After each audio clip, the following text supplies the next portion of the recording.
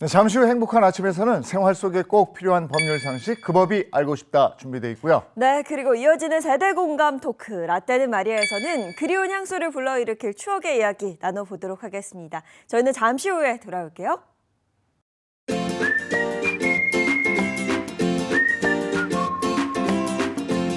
안녕하십니까. 행복한 아침 이재훈입니다. 안녕하세요, 장예인입니다. 새로운 한 주가 시작됐습니다. 오늘은 12월 16일 월요일이고요. 예전에는 그 효도 기본이었죠. 네. 뭐 다들 효도를 기본으로 놓고 다른 걸 했었는데 이제는 내가 효도를 받으려면 각서를 받든지 아니면 효도 계약서를 받아야 된다 이런 얘기가 있는데 어떻게 된 얘기인지 그 법이 알고 싶다 해서 알아보겠습니다. 네, 그리고 여러분 누구나 가슴속에 오빠 한 면쯤은 품고 있었다. 이 말 들어보신 적 있으신가요? 그 시절 우리의 가슴을 뛰게 만들었던 오빠들과의 추억 어떤 것들이 있는지 잠시 후 라떼는 마리아에서 만나보도록 하겠습니다. 자, 한 주의 시작 월요일의 행복한 아침 출발할게요.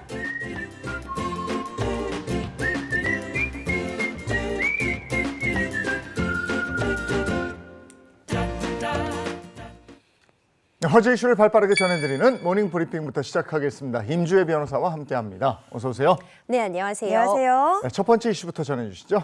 네, 지난 3일 탄핵안의 선포부터요. 14일 탄핵안이 가결되기까지 비상계엄에서 탄핵안까지 전국은 정말 숨가쁘게 돌아왔습니다. 이런 상황에서 인터넷상에서 일명 밈이라고 하죠. 어떤 온라인 콘텐츠들이 굉장히 유행을 하고 있어서 주목을 받고 있습니다. 구체적으로 어떤 콘텐츠, 그러니까 어떤 밈이 좀 유행이라는 거죠? 먼저 탄핵안이 가결된 직후 14일부터 유행하고 있는 이 밈은요. 김정은 국방위원장이 등장을 합니다. 사실 이렇게 전국이 우리나라가 급박하게 돌아가면서 북한의 어떤 도발 행위가 좀 잠잠한 측면이 있었어요. 좀 상황을 좀 지켜보고 있는 것이 아니냐 이런 이야기들이 나왔는데 이제 오물풍선 다시 보내도 되겠지라는 제목과 함께 김정은 북한 국방위원장이 우리나라 뉴스를 지켜보는 그런 사진이 또 화제가 되고 있습니다. 그러니까 이것을 이렇게 만들어서 유머로서 풍자하고 있는 이것 역시도 하나의 우리나라 사회 문화 현상으로 볼 수 있을 것 같습니다. 또 뿐만 아니라요. 여러 가지 밈들이 함께 또 유행을 하고 있는데요. 윤석열 대통령 그리고 정진석 비서실장, 국민의힘 한동훈 대표가 함께 이제 셋이 함께 모여 있는 그 사진 밑에는 내가 어제 2차 끝나고 무얼 한 거지? 그러니까 이렇게 비상계엄 선포가 갑자기 술김에 이루어진 것 아니냐 이런 상황을 또 풍자하는 그런 모습도 화제가 되고 있고요. 뿐만 아니라 12.12 사태를 다룬 영화 서울의 봄도 굉장히 인기를 끊었잖아요. 이 영화 밑에 취했나 봄 이렇게 제목을 또 수정함으로써 이 12.12 사태와 지금 현 상태를 빗대는 그런 콘텐츠들도 지금 나오고 있습니다. 일각에서는 이런 밈이 단순한 뭐 유행 콘텐츠를 지나서 이 디지털 세대들의 정치 참여를 이런 식으로 이제 하는 거 아니냐 네. 뭐 이런 얘기도 있는데 어떻습니까? 굉장히 딱딱할 수 있고 어려울 수 있는 이런 정치적인 사건을 우리 국민들이 어찌 보자면 풍자와 해악을 넣어서 풀어내고 있다. 이것 역시도 하나의 민주주의를 표현하는 방식이다. 이런 또 분석들이 줄을 잇고 있습니다. 결국 민주주의를 지켜내려는 그 목적이 깔려 있는 행동이라고 볼 수 있겠죠. 예전에는 그 신문에 그 네컷 만화 이런 거 아니면 하나의 만화의 논평, 촌철살인 같은 그런 말로 시대를 풍자했었는데 이제는 이런 밈이 등장하는군요. 밈으로. 네. 다음 이슈 전해주시죠. 계엄령 선포로 인해서요. 이 젊은이들의 데이트 풍속도 역시 바뀌고 있다고 하는데요.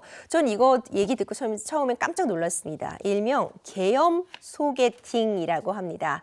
그러니까 집회 시위장에서 젊은 남녀가 만나서 처음에 자유롭게 인사를 하고 이 장소에서 소개팅을 진행하는 것도 하나의 유행으로 번지고 있다고 하는데 이 공개된 장소에서 만나 서로 인사도 나누고 정치적 성향도 밝히면서 이 집회 자체를 하나의 어떤 문화의 장으로 승화시키고 있다는 이야기가 전해지고 있습니다. 사실 예전에는 그 소개팅 자리에서 절대 하지 말아야 될 이야기가 정치 관련된 이야기였거든요. 뭐 가까운 친구나 뭐 심지어는 가족끼리도 정치색을 밝히지 않는다 이렇게 이야기를 했었는데 왜 이렇게 달라지게 됐을까요? 맞습니다. 말씀 주신 것처럼요. 이 8년 정도 전만 해도요. 미혼 남녀의 절반 이상이 소개팅에서 자신의 정치 성향을 다른 사람과는 뭐 소개팅을 피하겠다 이런 응답도 있었고 소개팅 자리에서 절대 하지 않아야 되는 이야기 단골 소재로 정치 이야기 이야기가 꼽히기도 했습니다. 하지만 이런 상황에서 좀 변화가 있는 것 같습니다. 계엄령 선포 이후 소개팅에서도 정치는 단골, 대화 소재로 지금 꼽히고 있는데요. 서로 정치색을 밝히기도 하고 그리고 집회 현장에서 같이 이런 부분을 표현하기도 하고 자연스럽게 대화를 이어가면서 심지어 소개팅까지 이루어지고 있다고 하니까 더 이상 어떤 정치적인 견해를 표현하는 것이 금기된다거나 아니면 인간관계를 형성하는 데 있어서 장애가 되는 요소는 아니라고 보고 있는 것 같습니다. 2030 세대가 많이들 거리로 나오면서 이런 변화들이 또 목격이 되고 합니다. 다음 이슈 전해주시죠. 비상계엄 사태의 여파로요. 8년 만에 현직 대통령의 탄핵 정국이 다시 도래하게 되면서 내수 경기에 먹구름이 끼어 있습니다. 특히 비상계엄 사태 이후에요. 환율이 급등을 했었죠. 환율 급등과 더불어서 소비 침체도 장기화되면서 내수 경기가 코로나19 팬데믹 때보다 더 어려워진 것 아니냐 이런 이야기가 나오고 있습니다. 근데 다들 걱정은 소비 심리가 이게 쉽게 살아날 것 같지가 않다 이런 얘기잖아요. 그렇죠. 사실 소상공인 분들이 정말 직격탄을 맞고 있습니다. 소상공인연합회가 지난 10일부터 4일간 전국 소상공인 분들을 대상으로 설문한 결과 응답자의 88.4%가 이 비상계엄 선포 이후 매출이 감소하고 있다고 밝혔습니다. 비상계엄 사태가 촉발된 직후 환율 역시도 정말 가파르게 상승을 했는데요. 환율이 한때 1,440선을 돌파하면서 1,330원 선을 지금 오르내리고 있는 상황입니다. 13일 기준 올해 연평균 환율보다 무려 70원 가까이 오른 그런 상황인데요. 내년도 환율이 1,300원대로 예상이 되고 있었는데 이 부분이 지금 지켜지지 않을 그런 위기 상황에 도래하면서 각종 수출입업자나 내수 경기에도 지금 먹구름이 끼어 있습니다. 근데 이렇게 되면 결국 소비자들의 부담만 커지는 게 아닌가 이런 생각이 좀 들거든요. 그렇죠. 사실 우리나라가 수출입하는 그런 물품들이 크기 때문에 환율이 상승하면은 그 직격탄을 받을 수밖에 없습니다. 해외에서 농수산물을 이제 수입해서 판매하는 대형 마트는 수입처의 다변화와 결제 화폐 변경 등의 방식으로 비상 대응을 하고 있지만 과도한 환율 상승으로 새해 벽두부터 수입품 가격 인상이 불가피할 것으로 전망이 됩니다. 한 대형마트 관계자는 품목별로는 차이가 있겠지만 평균 3에서 5% 정도의 가격 상승이 예상된다고 말했고요. 대형 전자상거래 업체 관계자 역시 환율이 너무 많이 올랐기 때문에 판매가에도 변동이 있을 것이라고 보고 있습니다. 사실 식품 외식업계도 직격탄을 맞았습니다. 원재료값 상승에 따른 원가 부담으로 은근슬쩍 가격을 올릴 수 있다는 예측이 나오고 있고요. 여행업계 역시도 고환율이 지속이 되면 해외여행 수요가 위축될 수밖에 없기 때문에 파장이 전방위적인 영향을 미칠 것으로 보고 있습니다. 그러면 소비 침체가 얼마나 갈지 전문가들은 어떻게 예측하고 있습니까? 정말 좀 우려스러운 점이 경기라는 것은 어떤 심리에 직격탄을 맞게 되고요. 심리는 불안감에 가장 위축되게 되는데 이 불안감은 예측할 수 없는 상황에서 극대화되게 됩니다. 근데 지금 전문가들이 현 상황이 예측이 매우 어렵다고 밝히고 있어서 참 걱정스러운 상황입니다. 이 지금 일각에서는 박근혜 전 대통령 때의 사례와 지금 견주어 보고 있는데 그런 점을 좀 감안해 보거라도 최소 내년 1분기까지는 어떤 식으로 경기가 펼쳐질지 예측이 어렵다는 내용을 나오고 있습니다. 잠재 성장력의 둔화와 가계 부채, 고령화 등으로 인해서 내수 진작이 어려운 지금의 상황과 맞물려서 어떤 전국의 불안감이 어떤 소비의 불안감으로 연결될 수 있다는 전망 나오고 있습니다. 네, 탄핵 정국 관련해서 경제까지 한번 쭉 짚어본 건데요. 이제는 우리가 이걸 극복해내기 위해서 이성적으로 우리 미래를 판단할 시점이 아닌가 싶습니다. 마지막 이슈 전해주시죠. 2025년도 새해가 지금 정말 눈앞에 다가왔는데요. 혹시 새해 다짐 이미 정하셨나요? 일단은 이 나이 되고 보니까 네. 건강이 최우선이에요. 저는 뭐 운동 네. 늘 매년 세우는 계획입니다만. 저도요. 2024년도에도 그랬고 2025년도에도 운동과 다이어트 새해 다짐으로 정했는데요. 이렇게 다짐 정하시는 분들 참 많으셨을 것 같아요. 내년 7월 1일부터는요. 헬스장과 수영장 시설을 이용하면 비용의 30%의 비용 소득 공제를 받을 수 있는 오. 길이 열렸다고 합니다. 예전엔 도서, 공연, 미술관 가든지 이런 거였었는데 이제 생활체육시설 같은 것도 이용할 때 세금 혜택이 있는 모양이군요. 그렇습니다. 이번 조치는요, 지난 3월 5일 있었던 청년의 힘으로 도약하는 대한민국을 주제로 열린 이 민생 토론회에서 청년들의 의견이 반영된 결과인데요. 당시 청년들은 운동에 대한 관심과 수요가 증가하고 있는데 경제적인 부담을 좀 낮춰달라 이런 제안을 했었고 이에 따라서 생활체육시설의 소득 공제 요청이 있었습니다. 이번에 조세특례제한법이 국회 본회의를 통과하면서 이 부분이 실현이 되었습니다. 그렇다면 구체적으로 어떤 내용이 포함됐을까요? 먼저 총급여 7천만 원 이하의 이 근로소득자는 헬스장과 수영장 이용 시 시설 이용료의 30%를 연 300만 원 한도 내에서 소득공제 받을 수 있고요. 적용시설은 체육시설법에 따라 전국 지방자치단체에 신고된 헬스장과 수영장 13,000여 곳 중에 참가를 신청한 업체입니다. 제도 참여 신청 방법은요. 향후 문화비 소득공제 누리집을 통해서 공개가 되는데 내년 6월까지 사전 신청을 접수하고 이후에는 상시로 신청을 받을 예정입니다. 청년뿐이 아니고 비용 때문에 운동 망설였던 분들, 근데 굳이 비용 때문만은 아니고 네. 이제 좀 안 가 버릇하면 안 가져요. 맞아요. 네, 이제 좀 운동 좀 하셨으면 좋겠습니다. 여기까지 하죠. 오늘 임지혜 변호사와 함께했습니다. 고맙습니다. 고맙습니다.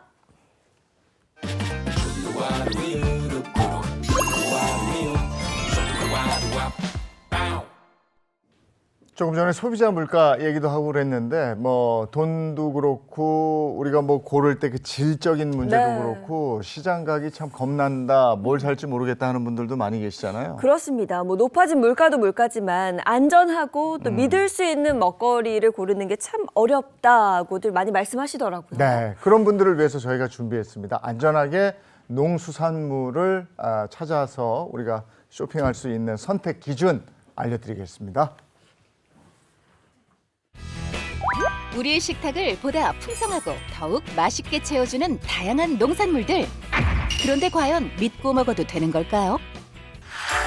한 번쯤 이런 의심을 해보셨다면 집중하세요. 지금부터 저희가 가장 믿을 수 있고 더할 나위 없이 안전한 농산물을 고르는 특급 노하우를 알려드릴게요.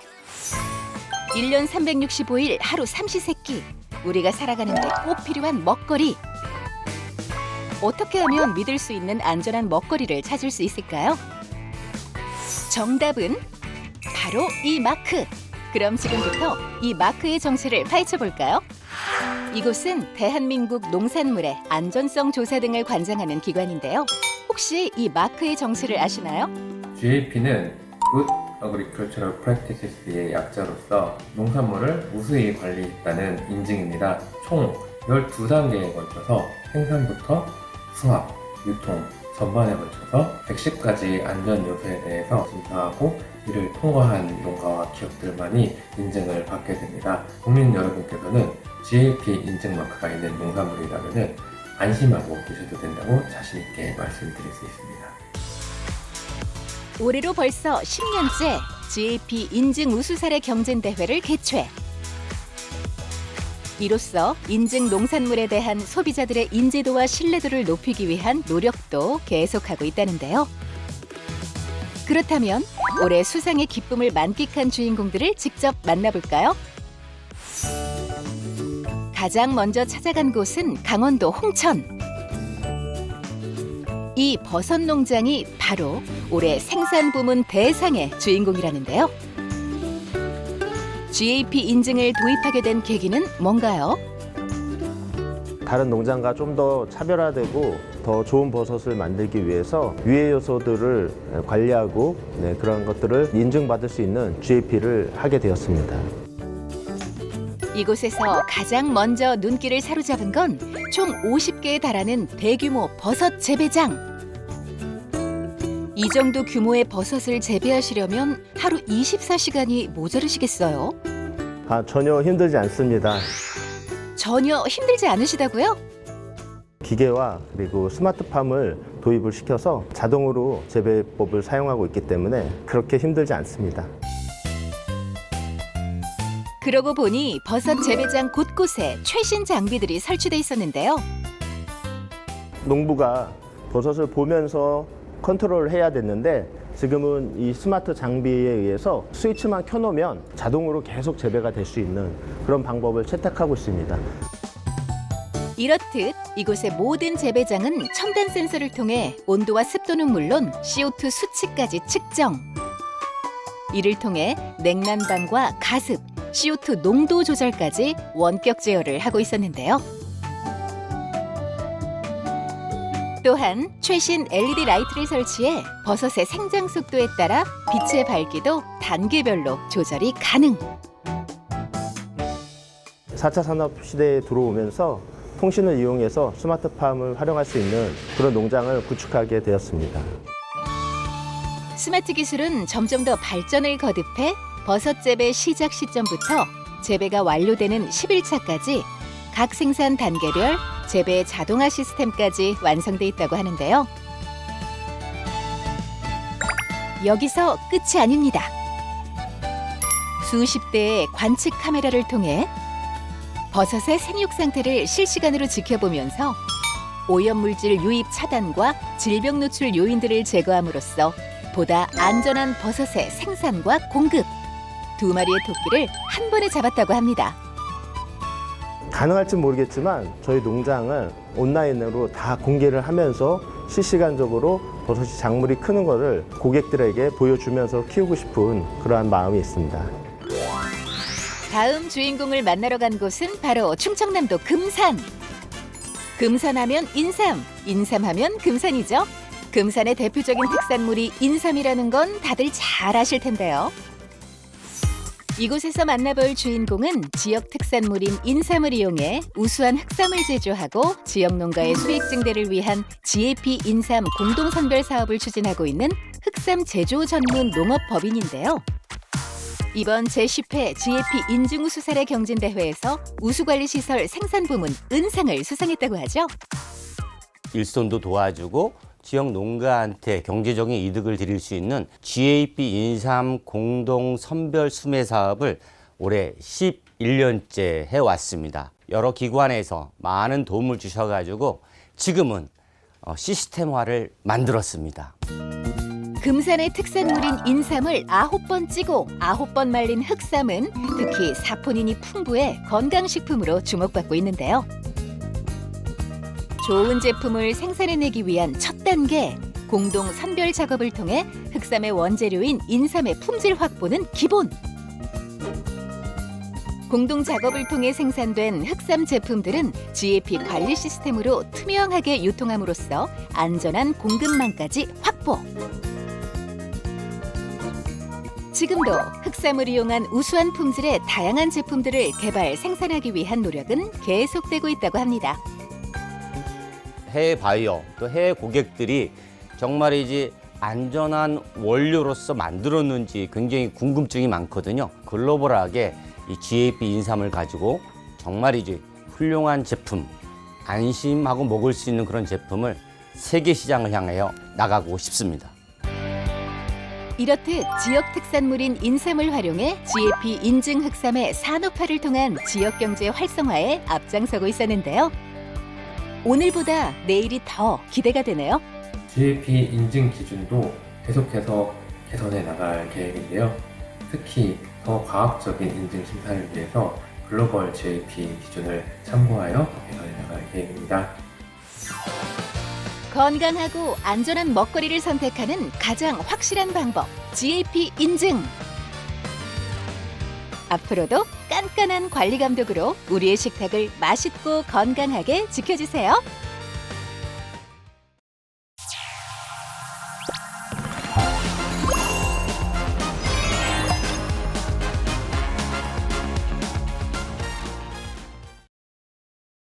네, 이번엔 최신 자동차 소식을 알려드리는 차차차 시간입니다. 방송인 박수림 씨 그리고 장진택 자동차 전문 기자입니다. 어서 오세요. 네, 반갑습니다. 반갑습니다. 오늘 자동차 기업 소식 준비되어 있죠? 먼저 소개를 좀 해주시겠어요? 네. 최근 국제 자동차 경주에서 우리나라 네. 자동차 회사도 곧잘 우승컵을 들어올리고 있죠. 그러면서 우리나라 국내에서도 모터스포트 대중화가 이제 점점 자리 잡고 있는 이런 추세인데, 이 모터스포츠는 자동차 회사들의 첨단 기술력을 겨루는 예, 결전이 진짜 겨루는 장이죠. 여기서 우승을 하면은 차가 잘 팔리고 더 좋은 차를 만든다는 거고 또 고성능 차를 만들게 되면은 그 브랜드의 이미지도 좀 끌어올려 주거든요. 하여튼 여러 가지로 이 모터스포츠, 고성능 차 이런 것들이 좀 필요한 시점입니다. 네, 사실 과거와 달리 자동차 업계가 이제는 더 이상 자동차만 판매해서는 안 된다. 뭐 이런 이야기들이 나오고 있더라고요. 아, 그럼요. 실제 독일 자동차 B사는요, 2014년에 그 인천 영종도에 드라이빙 센터를 열었습니다. 그리고 국내 자동차 기업 H사는 2022년부터 충남 태안에 드라이빙 센터를 운영하고 있습니다. 직접 시승해보고 고성능차의 최고 성능을 발휘해볼 수 있는 프로그램을 통해서 서킷을 질주하면서 매력을 느낄 수 있다는 장점 때문에 인기가 높아지고 있습니다. 이 드라이빙 센터가 고객과의 소통 공간이 되고 있는 셈이죠. 네. 특히 이 글로벌 자동차 시장에서 축적된 고성능 차에 대한 기술력을 인정받는 가장 빠르고 쉬운 또 유일한 길이 또 모터스포츠에서 우승컵을 들어올리는 거예요. 그렇죠. 예. 예. 우승을 하면은 일단 여기저기 뭐 매스컴을 통해서 우승컵 들어올리는 그 브랜드의 이 모습이 많이 알려지게 되면서 아, 이 회사는 차를 잘 만드는구나. 이 회사는 정말 똑똑한 회사구나. 이런 이미지를 아주 좋게 만들어갈 수가 있거든요. 근데 우리나라 자동차 기업이 이런 모터스포츠 대회에서 우승한 경험이 있나요? 아, 있죠. 국내 자동차 기업 H사가 월드랠리 2024 그 챔피언십에서 드라이버와 코드라이버 부문을 우승을 했습니다. 근데 여기서 주목할 점이 H사가 우승을 했는데 일본 자동차 기업 T사가 일본 내 주요 일간지 H사의 우승 축하 광고를 실었다는 겁니다. 아니 왜? 일본의 T사가 우승 축하 광고까지 실었을까? 궁금해하시는 분들 계시잖아요. 자, 요거는 장 기자님께서 설명해 주시겠습니다. 예. 저도 요 신문을 직접 받아서 봤는데요. 네. 이 전면 광고로 아주 크게 그리고 그 안에 이제 한글로 문구가 야, 축하드립니다라는 그러네요, 문구도 진짜. 들어가 있고요. 또 네. 내년에 이 현대와 내년에 H사와 T사가 좀 잘 달려보자. 라는 그 사진도 이렇게 전면으로 해가지고 아주 정성스럽게 광고를 했는데 네. 이 WRC라는 요 경기 요거는 비포장로를 달리는 자동차 경주예요. 세계 각지에서 열리는 비포장 경기들을 하나로 묶어서 국제 자동차 연맹이 1973년부터 하고 있는 모터스포츠 종합 경기인데요. 이 50년 역사를 가진 이 대표 비포장로 경기라서요. F1 경기는 이제 포장로를 이 서킷을 달리는 경기 중에 이제 최고가 F1이고 비포장로 경기는 요 WRC. 그거 외에 이제 내구 레이스 24시간 아니면 6시간 이렇게 정해진 시간 아주 오랫동안 달리는 요 3대 모터스포츠 경기 중에 요 가장 다이나믹하고 가장 짜릿한 경기가 바로 이 WRC 경기입니다. 자, 덧붙여서 이 WRC가 매년 1월부터 11월까지 진행이 됩니다. 그러니까 통제된 일반 도로를 한 대 차량이 다양한 구간을 달려서 시간을 합산하는 그런 방식으로 경쟁을 하는 건데 올해는 지난 1월 몬테카를로 랠리를 시작으로 11월까지 유럽, 아프리카, 남미, 아시아 등 전 세계에서 총 13번의 랠리를 거친 뒤에 드라이버 부문 및 제조사 부문 챔피언십을 결정했습니다. 네, WRC가 굉장히 힘든 경주로 평가를 받는데요. 그 이유가 각 나라별로 극과 극의 기상 조건을 견디면서 연간 그렇죠. 10,000km 이상을 주행해야 하기 때문에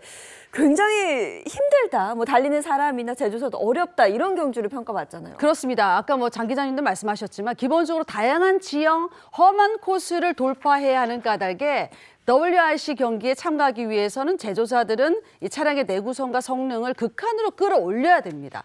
이 때문에 WRC 참가는 제조업체 입장에서 차량 개발과 성능 측면에서도 남다른 의미가 있다고 할 수 있습니다. 그러니까 이런 세계 3대 모터스포츠 대회에서 우리나라 브랜드의 차량이 드라이버 부문 우승을 했다. 아, 이건 정말 대단한 거 아니에요? 그렇죠. 네, 그러니까 뭐 이거는 그냥 올림픽에서 금메달 딴 거 그 정도의 성과라고 볼 수가 있는데요. 특히나 이 WRC 경기를 보신 분들도 계시고 또 못 보신 분들도 한번 참고해서 알아두시면은 이 차는 양산차와 거의 똑같이 생긴 경주차가 달리고요. 실제로도 여기서 갈고 닦은 모터스포츠를 통해서 갈고 닦은 기술이 양산차에서 그대로 많이 이렇게 전이가 됩니다. 그렇기 때문에 포뮬러 1, F1이라든지 이런 거는 양산차랑 완전 다르게 생겼잖아요. 그래서 조금 관심이 좀 없을 수도 있는 반면에 이 WRC 경기는 우리가 타고 다니는 차랑 똑같이 생긴 차가 비포장로를 막 질주하면서 달리는 경기이기 때문에 실제 자동차에 미치는 영향이 상당히 큽니다. 좁은 길과 많은 코너로 악명이 높은 이 일본 랠리가 산악 지역의 아스팔트 도로가 유럽에 비해서 좁고 구불구불해요. 그러니까 낙엽이 덮인 구간에서는 접지력을 확보하기 어렵기 때문에 높은 수준의 주행 실력이 요구되는 랠리입니다. 그러니까 H사의 티에리 누빌 선수는요, 안정적인 주행으로 무난히 랠리를 완주하면서 시즌 드라이버 부문 우승을 차지했습니다. 또 H사는요, 선수들의 고른 활약으로 시즌 총 558점을 획득해서 제조사 부문 종합 2위에 올랐습니다. 그러니까 H사는 차량 성능 개발 및 모터스포츠 문화 발전에도 더욱 힘쓸 예정이라고 밝혔습니다. 네, 그런가 하면 이번에도 WRC 대회에서 국내 H사와 T사의 회장님의 만남이 또 화제가 되기도 했습니다. 앞서 우리나라에서 열린 그 레이싱 페스티벌에서도 이미 한 차례 만남이 있었잖아요. 네, 그렇습니다. 이 글로벌 완성차 업계 세계 1위와 3위 회장님이 만나는 자리잖아요. 예. 네, 일전에 이 용인에서도 한번 만났었고, 그리고 이번에 우승컵을 들어올리는 현대 H사가 우승컵 들어올리고 T사도 우승컵 들어올렸는데 이 두 회사 회장님이 또 다시 만나서 또 훈훈한 여러 가지 사진 이런 것들 보여줬습니다. 실제 이 페스티벌 행사의 메인 프로그램이 H사와 T사 양사 회장님들이 함께하는 퍼포먼스 주행이었는데, T사 회장님은 WRC용 이 경주차를 끌고 H사 회장님을 태운 채 수차례 도넛 주행 등 고난도 퍼포먼스를 펼치면서 관람객들의 엄청난 호응을 이끌어내기도 했습니다. 네. H사는 2015년부터 이 고성능 브랜드를 이렇게 출범시키면서 모터스포츠 기반 기술들을 기반으로 해서 고성능 차를 아주 활발하게 지금 개발을 하고 또 어느 정도 전 세계적으로 많이 인정을 받고 있습니다. 네. 일본의 T사 역시 뭐 고성능 차량도 유명하지만 여기는 회장님 자체가 모터스포츠 광이에요. 그리고 와. 실제로 모터스포츠 선수로 현역 선수로 지금도 좀 연세가 있으신데도 지금도 현역 선수로 활동을 하고 있습니다. 이야, 대단해. 개인도 그렇고 기업도 그렇고 성장을 시키려면 적절한 라이벌이 있어야 되거든요. 아, 그럼요. 네. 이게 선의의 경쟁으로 이어지고 거기에 우정을 쌓는다면 서로 시너지를 극대화시킬 수 있는데 바로 그런 모습이 아니었나 네. 싶습니다. 알겠습니다. 오늘 자동차에 대한 얘기 여기까지 하고요. 이번에는 우리 주변에서 일어나는 사건, 사고를 법의 관점으로 풀어보겠습니다. 그 법이 알고 싶다.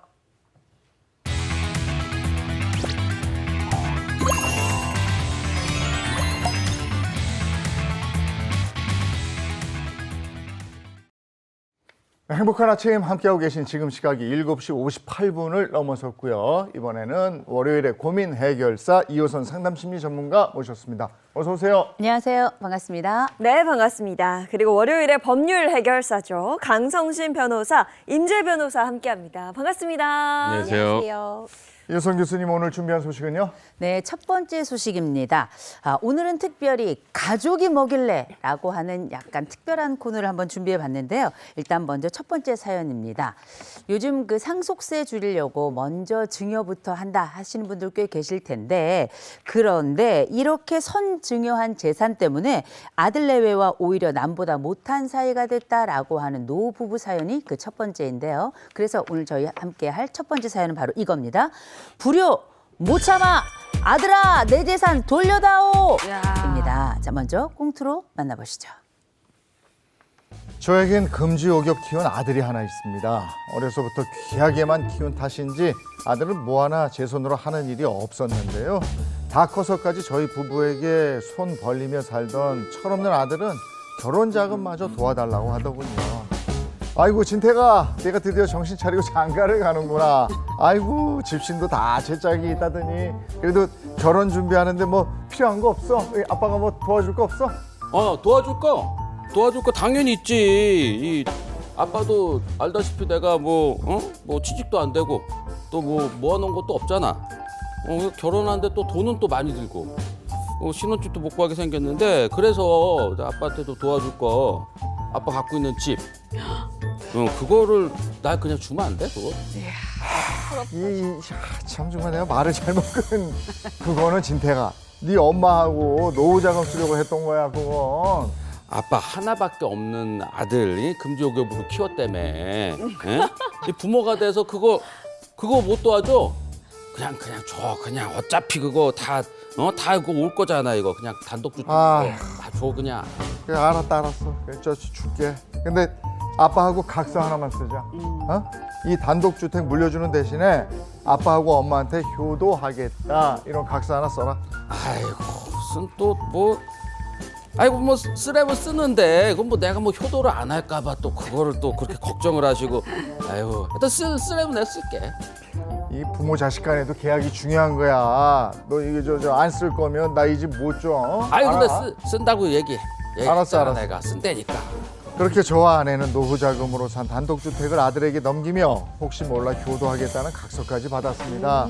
부모 자식 간의 야멸차보일 수도 있습니다만은 요즘 세상이 워낙 흉흉한 걸 그렇게 집을 넘긴 뒤에 몇 년이 흐른 어느 날이었습니다. 진태가 이리 좀 와봐라. 아유 노인네가 또 푸르고 왜 또 아주 응? 아왜 또 뭐 또 어디 또 뭐 아파요 또? 아 그래. 내가 며칠 전부터 저 허리가 너무 아파서 그래. 그런데 병원을 좀 같이 가줘야 되겠다 네가. 아유 나이 들면은 여기저기 그 아프고 그런 게 정상이지. 어? 뭐 그런 걸 가지고 뭐 병원을 또 가면은 그럼 맨날 병원 가 있고 그러겠네. 그냥 일로 오면 돼. 파스나 하나 내가 사줄 테니까. 야, 아이고, 야, 너 아빠가 아프다는데 이게 말버릇이 이게 뭐냐, 너? 어? 아빠가 집 넘길 때 뭐라 그랬어? 효도하겠다고 각서 쓰라고 그랬지. 너 이렇게 할 거면 당장 줬던 집 다시 빼, 어? 아유 그거 그냥 손으로 이렇게 쭉쭉 쓴 거 가지고 뭘 또 그걸 가지고 또 응? 어디 마음대로 뭐 하려면 또 해보세요. 이걸 뭐 뺏을 수 있을지 모르겠는데 하여튼 뭐 하시려면 하세요 하여튼. 응. 아유, 자식들 키워봐야 다 소용없다는 말 있죠. 저는 제 아들놈이 이럴 줄은 꿈에도 생각을 못했습니다.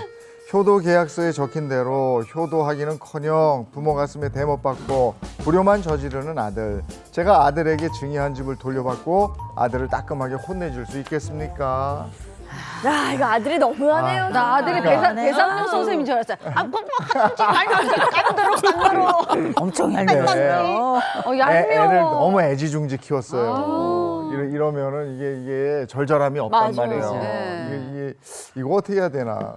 예전에 왜 불효 소송건 이런 게 드라마 소재로 나오고 이런 적도 있었던 것 같아요. 아 유동근 씨 나오는 주말 드라마였는데 그 당시에도 파격적인 소재로 꽤 화제가 됐었던 거 좀 기억나거든요. 네. 뭐 저도 뭐 자식 키우는 입장이지만 제가 이 상황극을 하면서도 제가 막 화가 막 나고 막 그러네요. 잘하라고요. 저는 아들 나이가 아니고 이제 아버지 나이입니다. 근데 이제 본인 것처럼 너무 잘하셔가지고 옆에서 살짝 얄밉긴 했어요. 네. 근데 우리가 생각해보면 요새는 옛날하고 많이 달라졌죠. 애가 하나둘밖에 없어요. 금지 오겹이란 말이 맞을 정도인데 그렇다 보니 애가 귀에서 24시간 애 옆에서 타타타타타 보호하고 옹이하고 다니는 일명 헬리콥터만 많이 들어보셨을 겁니다. 이런 부모들이 늘어나는데 생각해보면 부모들이 아이들에게 물질적으로나 실제 정서적으로나 너무 많은 부분을 투여한다면 이걸 우리가 통칭 부모 투자라고 부르는데 부모 투자가 이제 심한 경우에는 내가 아이와 혼연일체가 됩니다. 분리가 안 되는 거죠. 아이에 대한 이게 사랑인지 아니면 아이에 대한 잠식인지 한 번쯤 생각해 봐야 될 게 아닌가 싶습니다. 네, 내 아이 물론 예쁘죠. 근데 이게 과해지면 이렇게 부작용이 나오는 건데 우선 이 사연이 어떤 사연인지 좀 짚어봐야 될 것 같아요. 네, 이 사연은 이 사업가 A씨 이야기인데 이 사업가 A씨가 2003년에 이 한옥으로 된 복층 저택을 아들에게 물려줬습니다. 네. 복층이니까 안으로 복도가 있잖아요, 계단이. 네. 그래서 1층 아래층에는 자식들이 살고 자식 내외가 또 2층에는 A씨 부부가 함께 살기로 했는데 그냥 물려줬냐? 아니죠. 요새 우리가 많이 들었던 효도각서를 받은 거예요. 이 효도각서에 뭐라고 써 있었냐? 일단 부모하고 함께 살면서 충실하게 효도해라. 그렇지 않으면 증여를 해제하겠다. 이런 내용이 담겨 있었고요. 그러나 이 아들은 일단 화장실 갔다 온 다음엔 상황이 달라지죠. 돌변하게 됩니다. 한 집에 살면서 식사도 같이 안 했고요. 어머. 아버지가 허리 디스크가 있었고 그럼에도 불구하고 전혀 돌보지 않았고 심지어 뭐라 그랬냐? 차라리 요양원을 가십시오. 이렇게 얘기를 한 거예요. 이렇게 서운함을 느꼈던 A씨가 그러면 이 자택 곧 집을 팔아서 나 아파트로 들어갈 테니까 이 자택 명의를 돌려놔라. 이렇게 아들한테 얘기했더니 아들 왈 뭐라 그랬냐?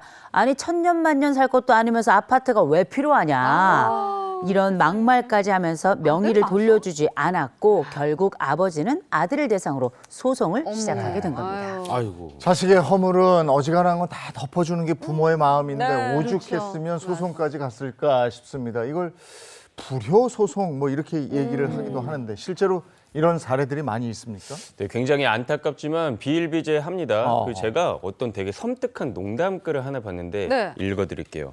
어르신들이 하시는 말씀 중에서 재산을 미리 물려주면 굶어 죽고 반만 물려주면 시달려 죽고 끝까지 안 주면 맞아 죽는다.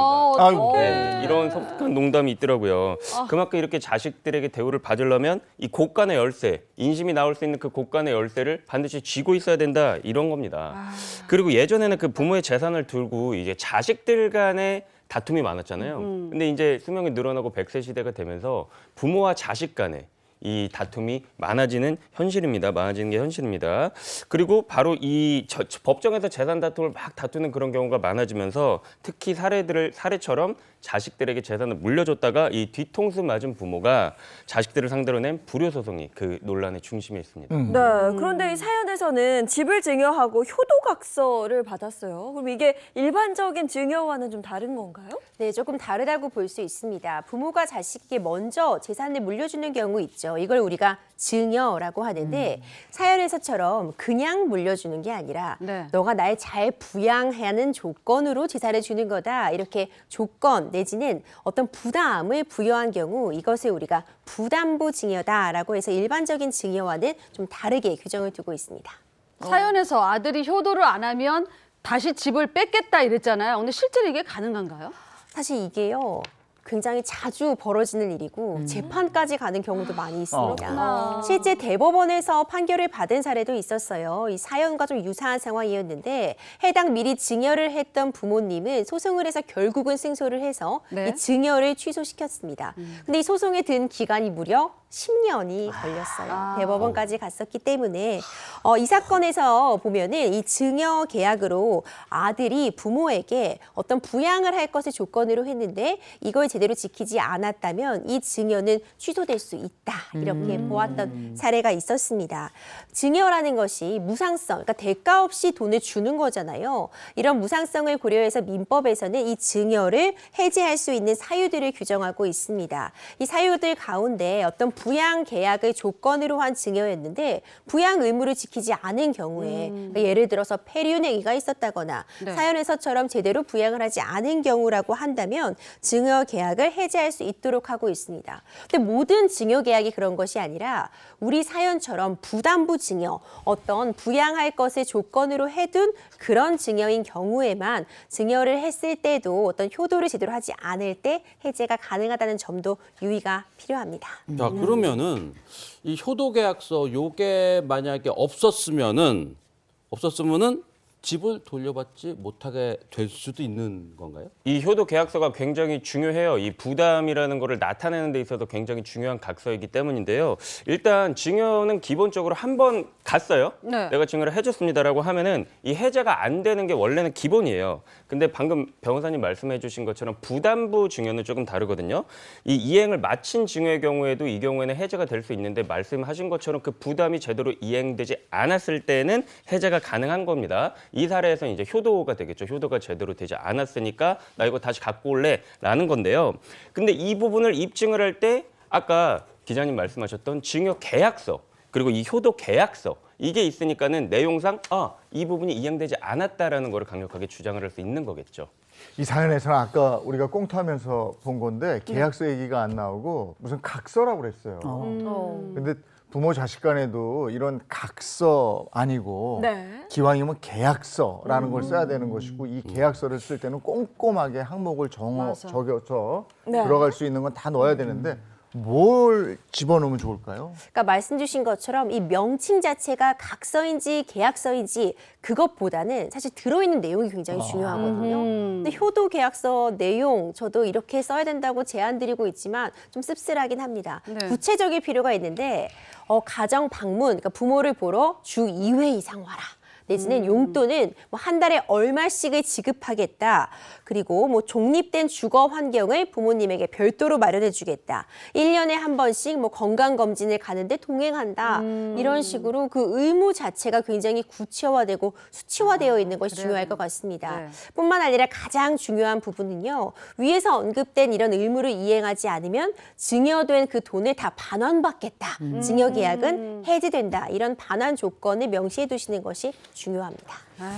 이게 그냥 애지중지 키우잖아요. 네. 그러면 애가 결핍이 없어요. 맞아요. 그래, 맞아. 그러니까 부족한 것도 있어야 사랑에도 돼. 약간 부족함 뭐 이런 게 있어야 되는데 너무 다 퍼주다 보면 얘가 이제 이렇게 된다고. 네. 그럼 나중에 부모 자식 간에 계약서까지 써야 되는 거잖아요.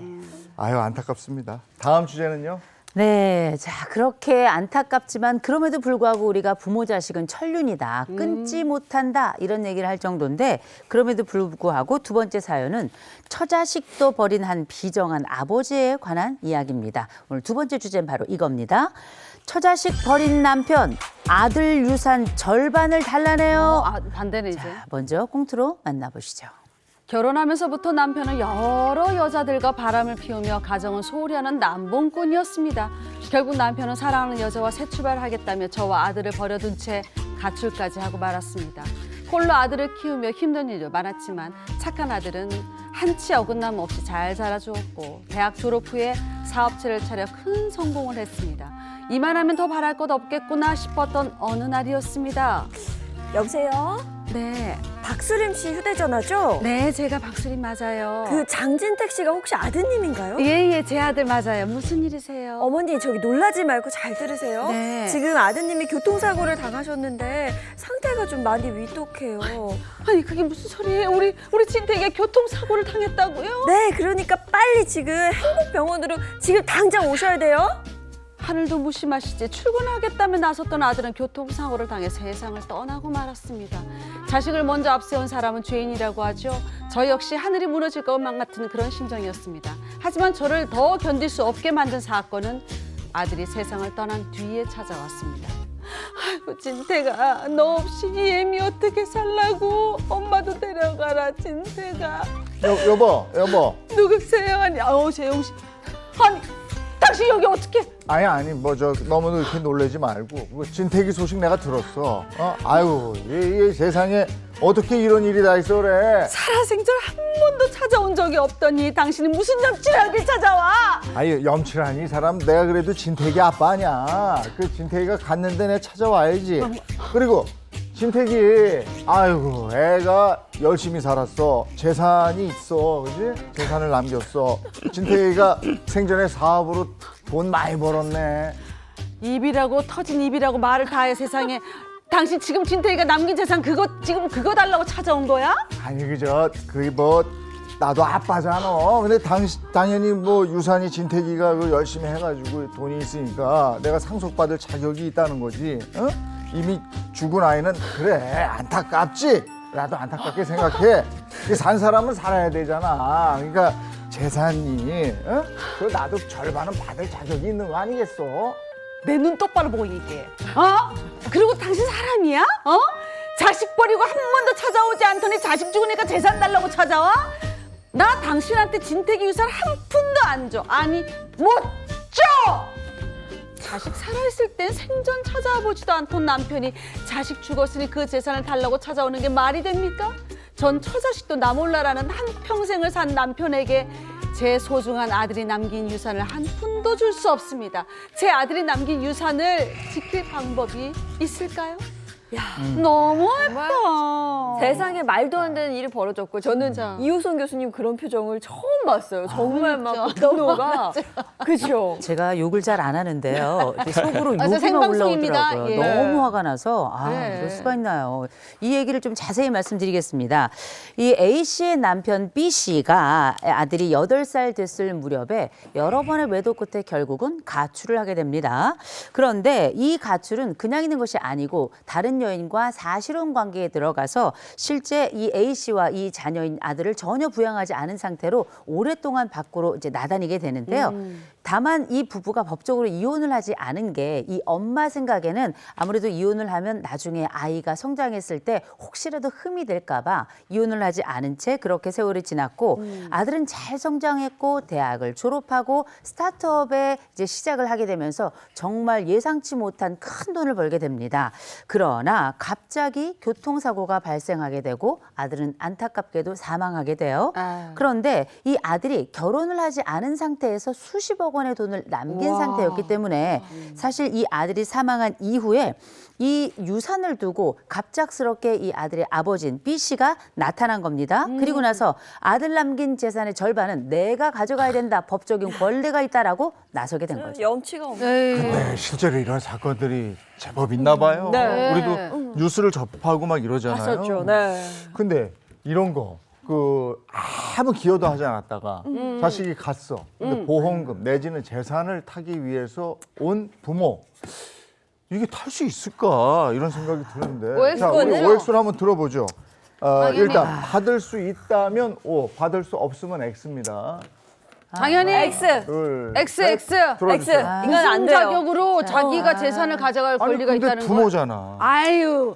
기여한 게 없는데. 다른 거 다 필요 없어. 앞뒤 다 빼고 도 이상 이러면 안 돼. 아니 근데 절대로 뉴스 그러면 보니까 안 돼. 막 받아가고 이러던데. 아이, 안 근데 돼. 그저 소임 씨 마음은 저도 이해해요. 저도 마음 같아서는 이건데 이게 우리 법이라는 게 또 이거 아빠로 돼 있잖아요. 아직 이혼도 안 했고. 그러니까 이게 이렇게 안타깝고 막 이러기 때문에 이 작가님들이 이런 거 오늘 한 거예요. 네, 진짜 너무 안타까운 게 우리가 아니, 왜 X야. 뉴스에서 구하라법이라는 거 네. 들어봤잖아요. 아. 결국은 그렇게 떠난 자녀를 두고 전혀 부양하지 않았던 부모가 재산을 가져가는 일들도 생기더라고요.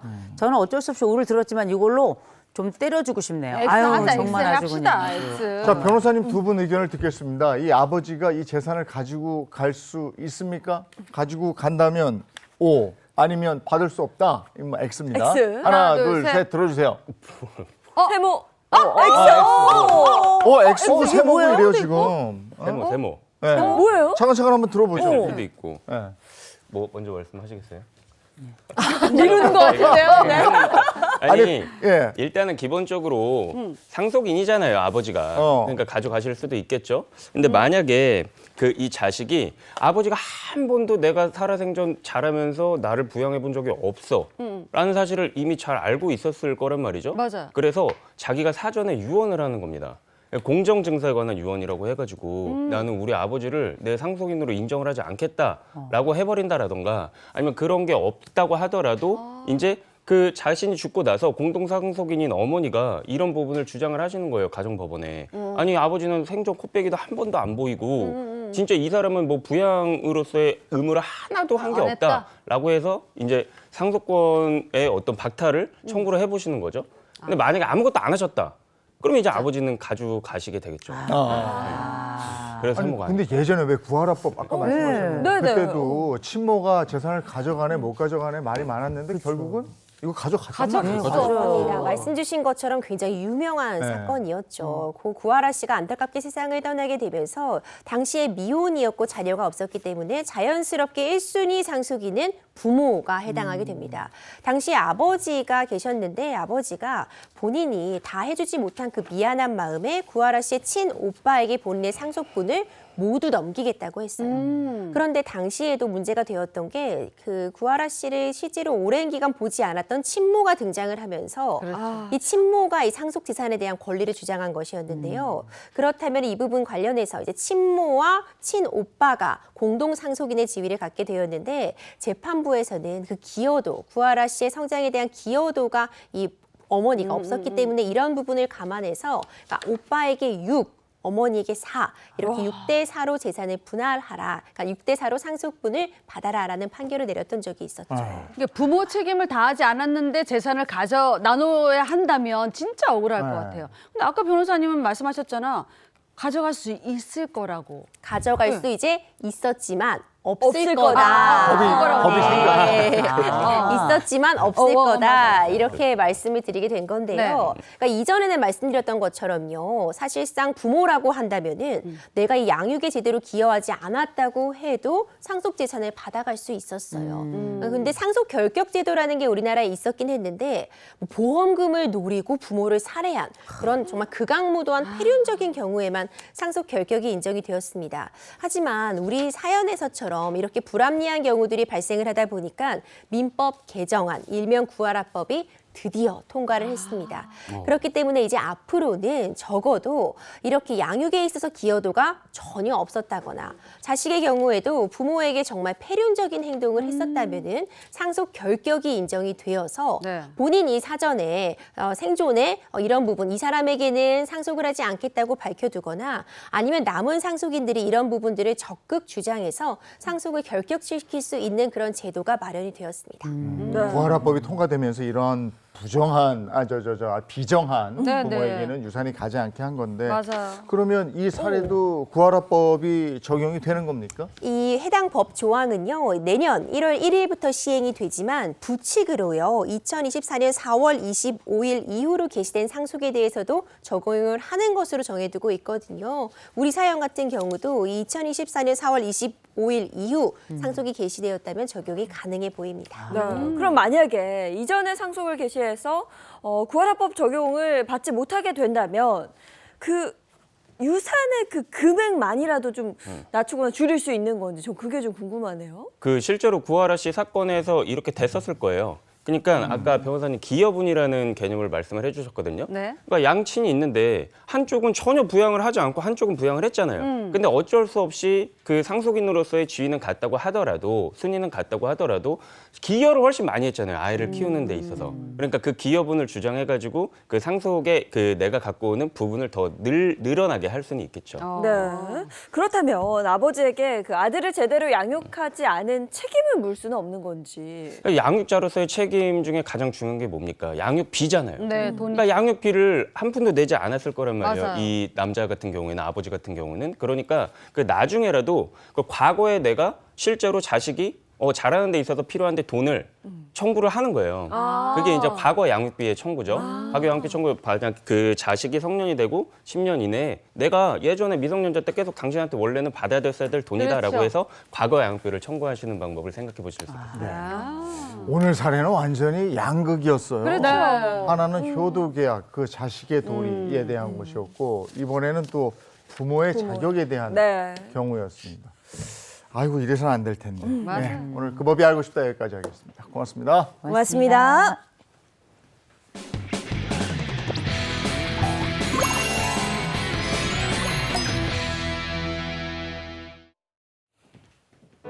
이번엔 라떼는 마리아 시간이죠. 이번 주제는요. 오빠들 내 마음속에 저장. 그 시절 팬덤 문화입니다.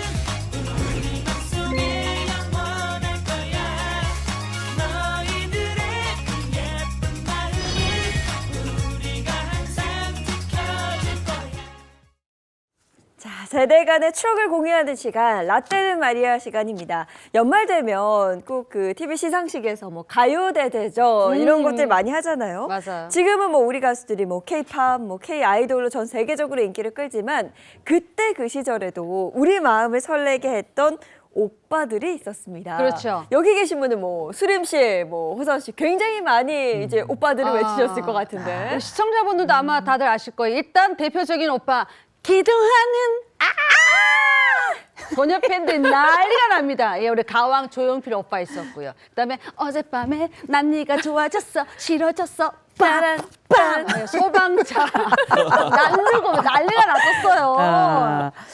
그 시절 오빠들 하면 막 손가락 발가락 다 모아도 안 돼. 엄청났었죠. 네, 제가 보니까 이 네. 수림 씨는 약간 실력파 가수들을 좋아했던 것 같아요. 저희는 얼굴만 봅니다. 예? 외모만 봅니다. 저는 결혼도 남편과 서로 얼굴만 보고 했습니다. 어디 저는 그래서 갔던데? 제가 너무나 사랑했던 가수였었죠. 김승진 씨. 수잔, 난 너를 사랑해. 아시죠? 난리 났네, 난리 났어. 이게 1980년대 후반에 정말 신성처럼 나타나가지고 우리들에게 이 아름다운 외모와 또 그리고 감성 넘치는 목소리를 들려줬던 우리 김승진 씨 다들 맞아요. 기억하실 텐데 네. 김승진 씨 그때 인기가 어느 정도였는가? 보통 집 앞에 50명 상주는 기본이었고요. 아이고. 거기다 팬레터가 하루 얼마? 700여 통에 달하는 우와. 어마어마한 그 당시인데 인기를 누렸던 엄청나. 바로 그분 김승진 씨 아닙니까? 네. 김승진 씨 하니까 또 저도 기억이 나는 게 네. 있는데 김승진 씨 그때 라이벌 있었죠. 예. 경아를 부른 경아. 박혜성 씨랑 양대산맥이었잖아요. 네. 잘생겼어. 이 영화 품행제로에도 그 장면이 나와요. 김승진 씨의 스잔과 박혜성의 경아를 좋아하는 소녀 팬들이 패성, 패를 갈라서 서로 싸우는 장면이 등장하더라고요. 네. 영화에서. 그 양대산맥 아주 치열했습니다. 아니, 이제 수잔 팬하고 경화 팬하고 나뉘어서 막 집단 패싸움도 하고 막 이랬다는 얘기도 들었는데, 자, 요건 그래도 이제 최신이고, 네. 그 전에 있잖아요. 원조는 역시 남진 나훈아 씨. 이거 그렇죠. 뭐 범접할 수 없는 영역이라고 저는 생각을 하는데 네. 70년대 숙명의 라이벌 여러분 알고 계시죠? 원조 오빠 부대 그 팬덤의 야. 첫 번째 시조새 사진 바로 보세요. 남진 씨 그리고 나훈아 씨였습니다. 그때 당시 이 남진 씨가 울려고 내가 왔나 다들 기억하실 거고 가슴아 그래 아우 진짜 예 뭐 그 이후로 어마어마한 곡들을 다들 히트를 시키면서 톱 가수 자리매김을 했는데 이 1968년 들어서 이 남진 씨가 군 입대를 하게 네. 되고 아하. 그리고 나서 맞아. 바로 우리 베트남으로 파병된 거 다들 아실 겁니다. 그렇죠. 그러면서 새로운 혜성같이 나훈아 씨가 등장하게 된 거죠. 나훈아 씨 전매 트레이드 마크가 그거잖아요. 고마 손 한번 잡아줘 있어. 요거잖아요. 내가 왜 이러는지 몰라. 꺾는 거. 야 남성적인 외모잖아요. 근데 그 간드러진 꺾기가 진짜 예술이었고 남진 씨는 도시적이면서 세련된 모습이었어요. 자, 그러다가 군대에 간 남진 씨가 1971년에 제대하면서 그렇죠. 가요계에 복귀해요. 네? 그리고 한국의 엘비스 프레슬리 이런 얘기를 듣습니다. 맞아요. 그래서 라이벌이 정말. 탄생하게 된 거죠. 어마어마했죠. 거기다가 이 두 분의 아주 극명한 차이 중에 하나가 영호남의 대표 주자였습니다. 그러면서 사실상 이 양쪽에서 서로 간의 분위기를 붙이기는 이런 상황도 좀 있긴 있었는데 이 남진 씨 팬들이 했던 전반적 트레이드가 있었죠. 자, 나훈아의 인기는 말이야. 남진의 부재로 얻은 것이기 때문에 그 인기는 곧 남진이 가져올 거야 라고 이야기를 했고 나훈아 씨 팬들은 남진이 계속 활동했어도 나훈아 우리 오빠의 인기 자리는 쟁취할 수 없지라고 주장을 했습니다. 네. 뭐 정말 그때 치열했거든요. 네. 이 두 스타 간의 이 신경전이 얼마나 대단했는지는 이 시상식에서 한 사람만 상을 받으면은 난리가 나는. 네. 그래서 두 사람이 비슷하게 언제나 이렇게 뭐 이런 균형을 좀 맞춰서 이렇게 뭔가를 다 했고 그리고 두 사람이 공동으로 주연을 맡았던 영화 기러기 남매. 예. 여기서는 그 56개 씬을 똑같이 다 나누어 이렇게 했다고 합니다. 누군가 하나라도 더 하면 난리 나는 거예요. 난리 나는 거죠. 근데 이렇게 과열된 팬덤 분위기 속에 정말 큰 사고도 있었다고 합니다. 자, 때는 1972년 6월 4일이었습니다. 지금의 세종문화회관 자리에 있던 서울시민문화회관 무대에서 나훈아 씨가 공연 중에 피습을 당한 거예요.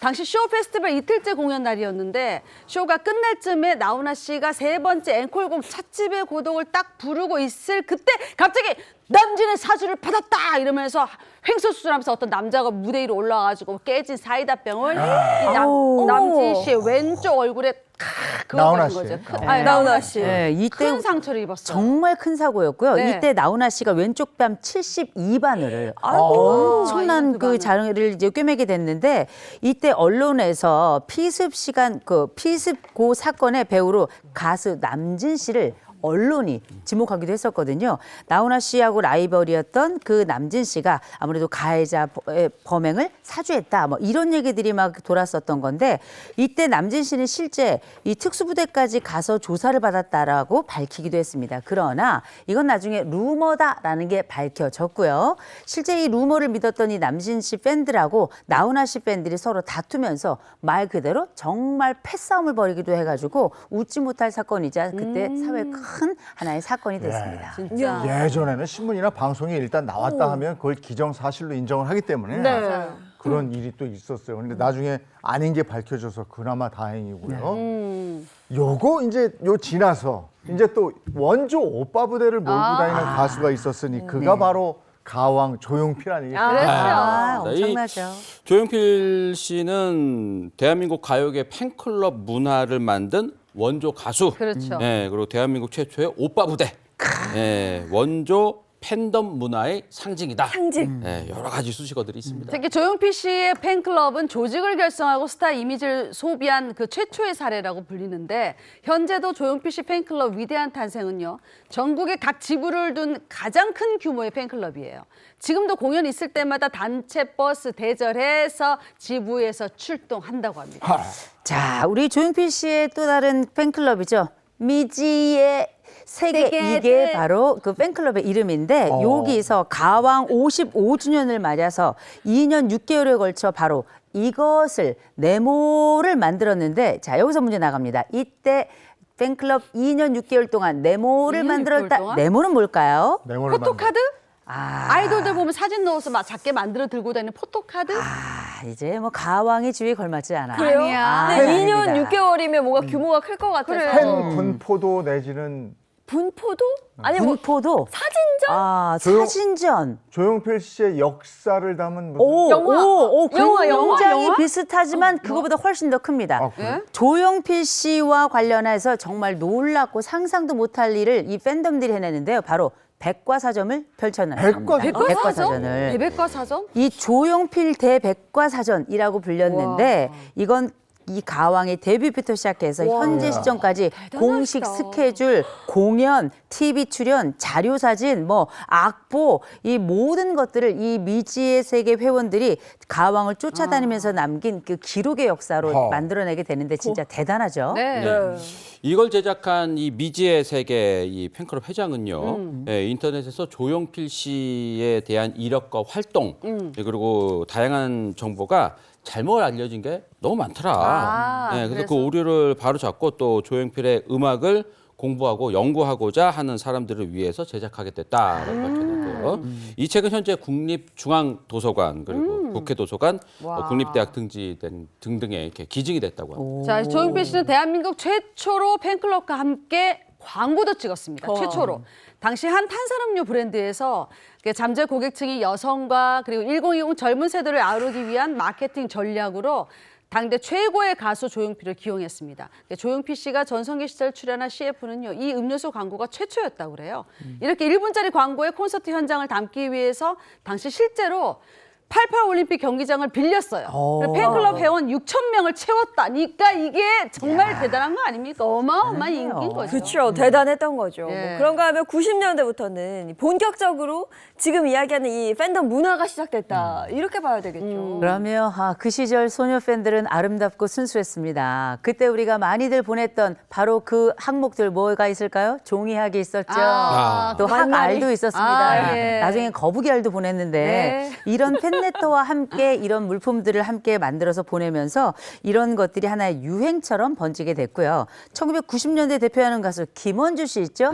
쇼 끝은 없는 거야. 자, 우리 김원주 씨 같은 경우 팬레터가 너무 많이 와가지고 우편 배달부가 항상 어느 방식으로 오셨냐? 큰 이 자루에다가 산타클로스처럼 팬레터를 들고 왔다. 이렇게 답변을 했을 정도였습니다. 1980년대가 발라드와 솔로 가수의 무대였다면 90년대는 달라집니다. 드디어 문화 대통령 난 알아요 이 밤이 흐르고 서태지와 아이들이 등장하면서 본격적인 팬덤 문화가 발전했습니다.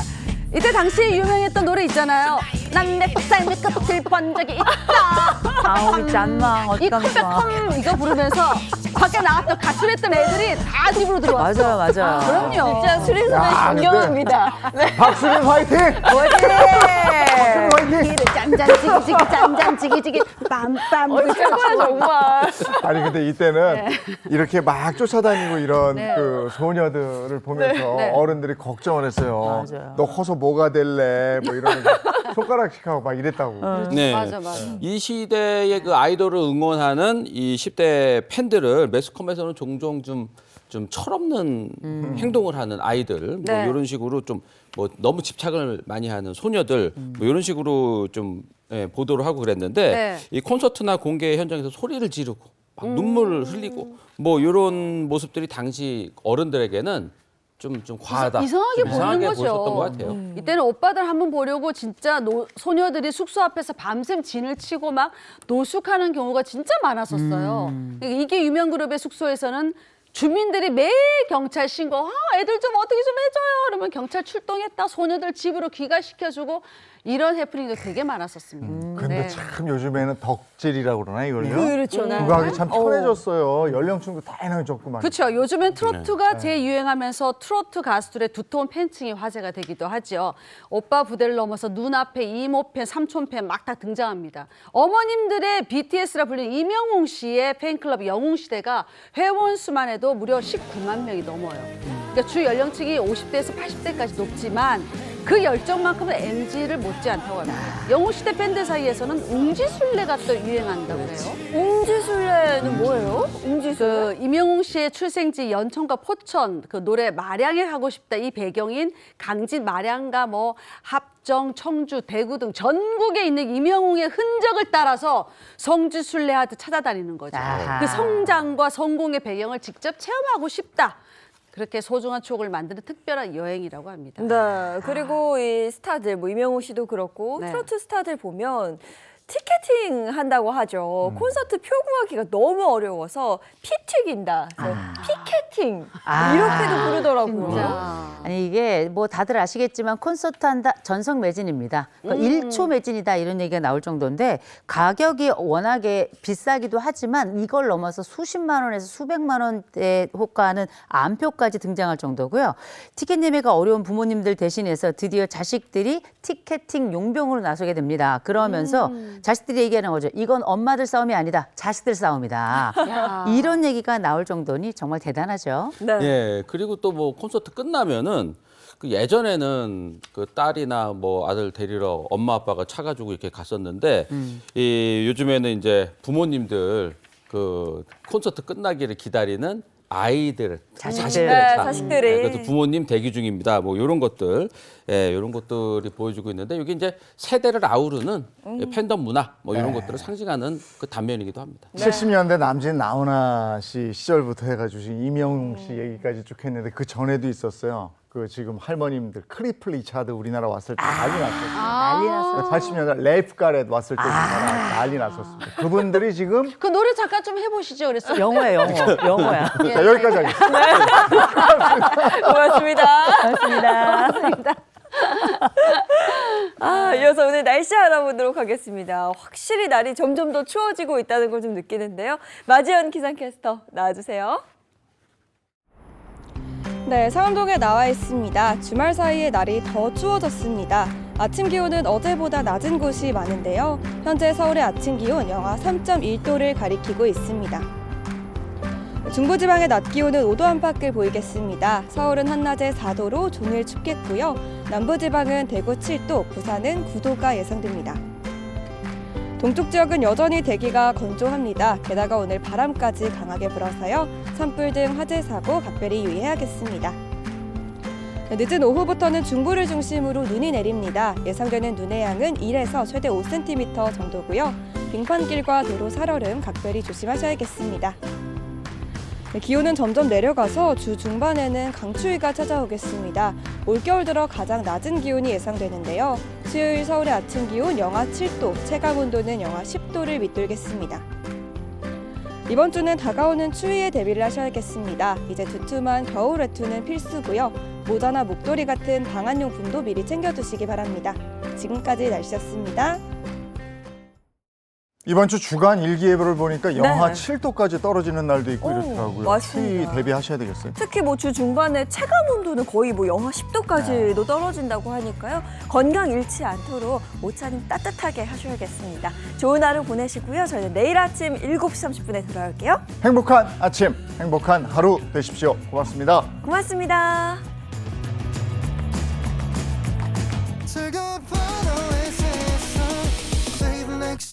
Channel A